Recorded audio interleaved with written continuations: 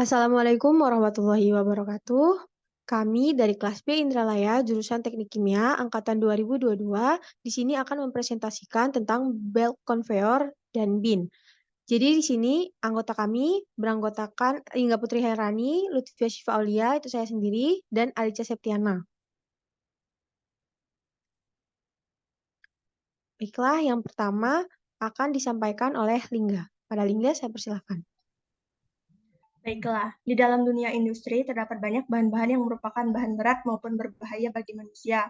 Karena keterbatasan tenaga manusia, maka kita memerlukan alat yang dapat mengangkut bahan tersebut.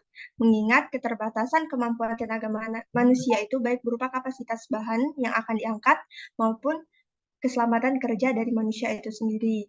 Nah, salah satu alat yang dapat membantu kita yaitu konveyor.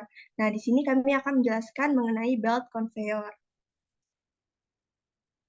Jadi, belt conveyor adalah alat penting dalam sektor penanganan materi yang merupakan jalur pergerakan tersebut digunakan untuk mengangkut materi berbeda dari satu tempat ke tempat yang lain, terutama digunakan untuk mengangkut materi dalam jumlah besar dalam waktu yang singkat.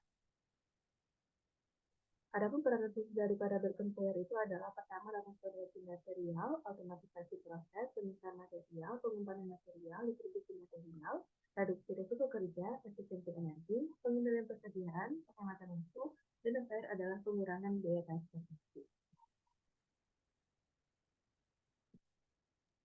Klasifikasi belt conveyor. Jenis-jenis dari belt conveyor. Jadi ada 8 jenis dari belt conveyor. Yang pertama ada belt conveyor datar, ada belt conveyor inklinasi, sabuk modular, sabuk rantai, karet, teleskopik, belt conveyor kerucut, dan belt conveyor angkut khusus.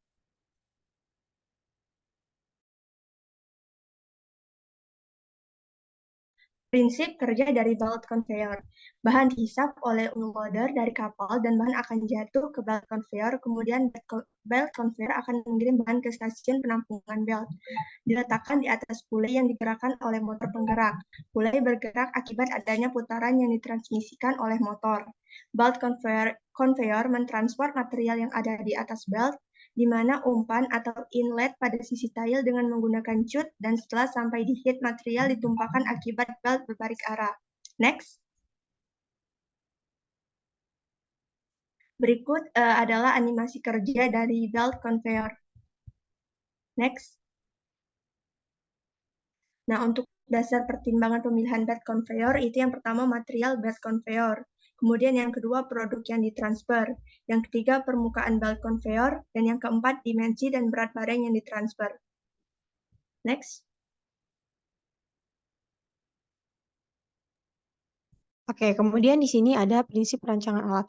Dari hasil perhitungan perancangan belt conveyor kapasitas 30 ton per jam yang dirancang di PT Intrak Korpindo, maka didapat kesimpulan sebagai berikut. Setelah melakukan penelitian tentang alat angkut yang sesuai dengan kondisi PT Intrak tersebut, maka alat angkut yang tepat untuk transfer kertas adalah belt conveyor kapasitas 30 ton per jam dengan panjang lintasan 50 meter, kecepatan 0,8 sampai 2 meter per second.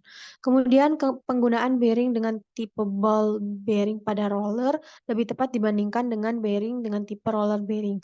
Karena menggunakan ball bearing dengan dimensi yang kecil dan bobot yang ringan, bearing ini kuat dan mampu menahan gaya radial yang lebih besar dari bearing tipe roller bearing. Kemudian jenis baja yang digunakan adalah baja UNP 100 mm General Structure. Kemudian motor listrik yang digunakan untuk penggerak konveyor berdaya 15 dengan putaran 1500 rpm. Untuk transisi roda gigi menggunakan 4 buah roda gigi lurus, di antaranya 2 buah kir.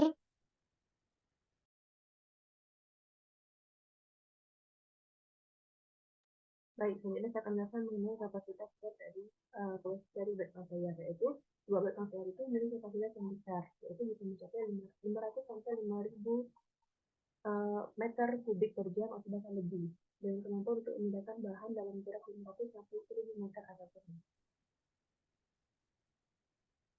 Dan ini adalah sumber referensi yang jadi yang kami pakai untuk mengkaji mengenai belt conveyor ini.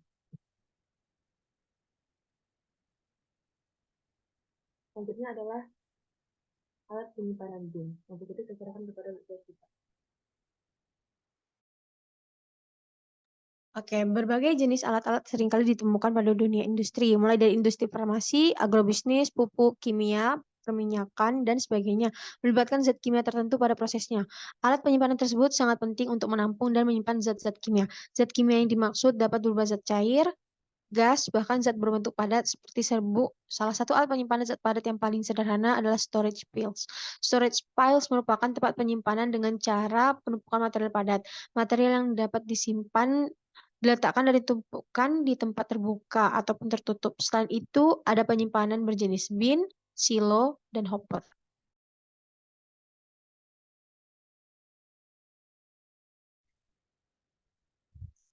Nah, untuk definisi bin sendiri itu adalah bejana berbentuk silinder atau segi empat yang terbuat dari beton atau baja yang biasanya tidak terlalu tinggi dan agak besar.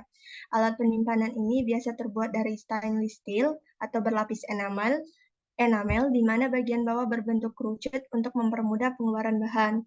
Frame penyangga dibuat dari rangka baja dengan kekuatan yang sesuai.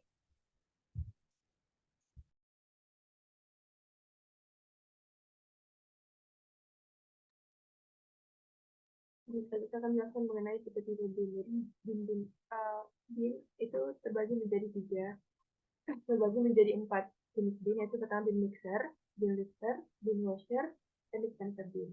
Di mana keempat ini memiliki perbedaan, di mana bin mixer ini dapat dipasang dengan mencampur bubuk dan butiran secara menggunakan IBC, lalu bin lifter dengan alat perangkat dapat memudahkan transfer, lalu bin washer dipadukan dengan IBC, pompa bertekanan tinggi, tetap otomatis, dan nozzle pencuci pengangkat untuk membersihkan dalam program otomatis. Sementara dispenser bin adalah bahan mentah, bubuk, dan mesin dapat disalurkan dalam titik berbeda untuk pencucian atau pembuangan sampah. Selanjutnya adalah prinsip kerja bin. Akan dijelaskan oleh Linda.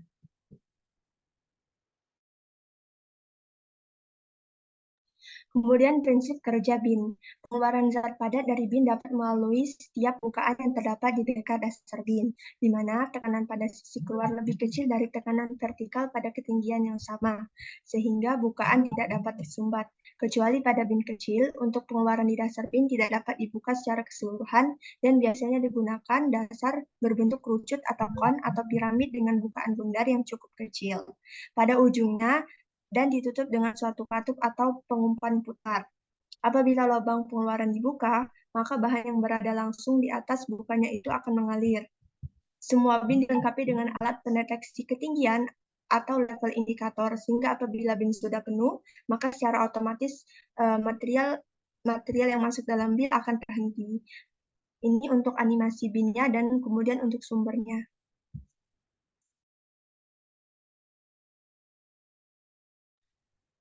Prinsip perancangan alat bin. Yang pertama itu mengumpulkan data-data awal perancangan bin itu sendiri.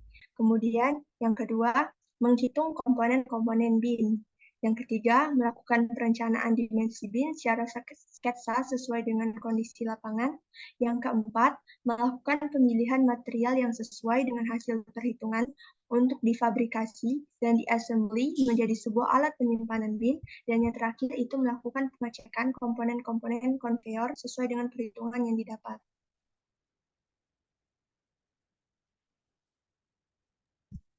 Dan ini adalah contoh perhitungan untuk alat penyimpanan bin.